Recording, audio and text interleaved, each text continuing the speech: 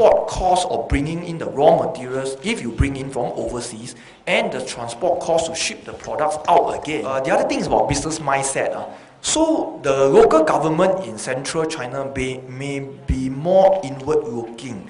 Reason being, they may not have as much contact or exposure to foreign influence compared to the coastal region officials. So as such, we might need to spend more time. I wouldn't want to use the word educate, but we may need to spend more time to market or to sell our unique value proposition to them.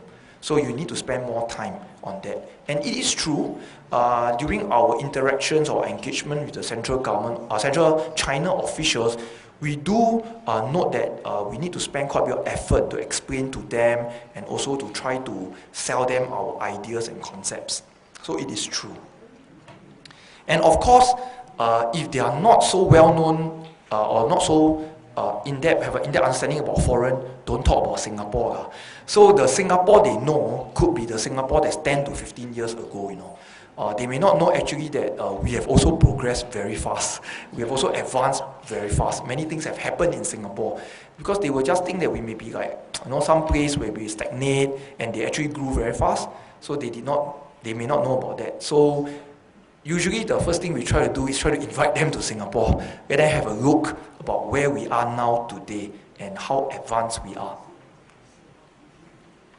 So looking at the opportunities besides those we mentioned earlier, the other thing is that with the strong influx of FDI expected, okay, in the coming years, a lot of foreign investors will go in and they will need to have a lot of services and supporting infrastructure, supporting companies to help them, you see. So that's where we think that this is the right time for us to look at Central China. Singapore companies, we have always been working very closely with the MNCs.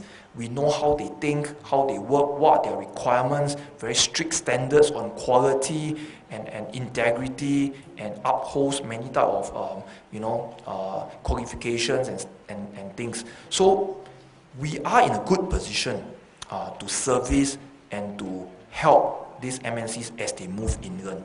So we have to be able to catch the wave at the right time. And of course, if we look at a particular opportunity area, let's look at urbanization. We shared that in China, the trend is moving very fast in this field, and in central China, it will be moving even faster. Their cities will grow from 8 to 10 million, 10 to 12 million, and so on. And all these will require a lot of urban solutions as well as consumption-driven services. And this is where we come in. And let me show you some examples of how Singapore companies have been tapping on some of these things. Our more bigger and famous companies like CapitaLand, you know, and we have the smaller companies like Engro, BizPoint, and we talk about Silk Air, who have seen the trend coming and want to provide this service to all of you, you know, as you explore Central China. Okay, after all the goyo about Central China, now it's the next set of goyo about IE Singapore. Basically, I would like to share with you how IE Singapore, you know, in a very succinct way, can help you and partner you as you embark on your journey towards internationalization. Now, IE Singapore is the leading Singapore government agency responsible for the development of our external economy. Basically, we look at two things.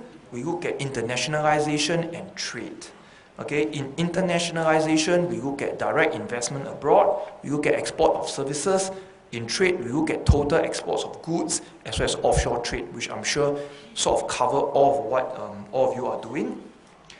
And actually, Singapore, we have seen very good growth, both in terms of trade and our internationalization. Yeah. Our trade has grown by a CAGR of 6% over the last 10 years. Offshore trade has grown by 50%, export of services by 12%, and direct investment abroad at 16%, which means today we are making a lot of investments abroad. Okay, and this trend is likely to continue. So the trend about us setting up in the foreign or emerging markets, and then delivering our products and services through our offshore presence. These are some of the numbers that you can see. I will not go into them. So from IE Singapore perspective and from your perspective, why do we need to think so much about the external economy? I mean, this could be motherhood, by the way. I'm sure all of you know. I mean, Singapore, 5 million population, you know, what's after that? So the sky's the limit where we go out. You know, China, 1.3 billion, India, 1.2 billion, ASEAN, 600 million, and these numbers are astronomical, staggering. So if we do well overseas, we can replicate and can scale up very fast. Globalization brings many benefits to a firm. You know, some firms go globalization because they want to seek resources, some because they want to seek technologies, some want to seek markets, and being able to operate across markets will give us a lot of benefits. Chief among them is averaging costs, leveraging on talent, you know, getting new market insights, coming out with innovations, you know. So some of these things we think are very important. And among the global markets today, IE Singapore strongly recommends that you explore the emerging markets. You know, this can be within our region, like ASEAN and China, could be further apart, like Middle East, Africa, or even further, like Latin America. And this is something that has been endorsed at the highest level, you know, in our Economic Strategies Committee in 2010.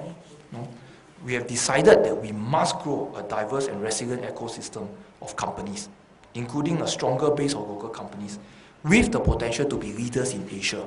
And all of you are our leaders in Asia, or leaders in the making.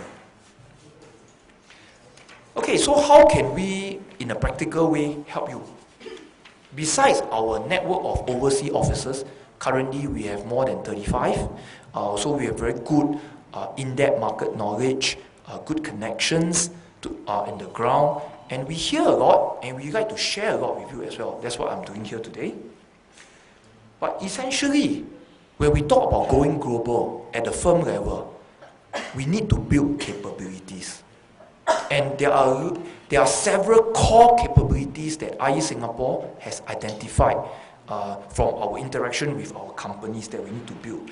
These can range from design, you know, to branding, to manpower, and so on. And we do have schemes to help you. So for example, we have the SME Market Access Program, which will help you with market access. We have the Double Tax Deduction Program, which can help you to offset some of your costs as you venture overseas. Now, I'm not going to go through the details, but you know, you can easily look for all these details on our website, or you can call us. And best of all, we love to meet you face to face to talk about this.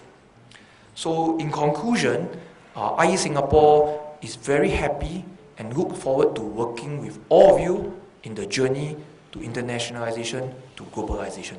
Thank you for your attention.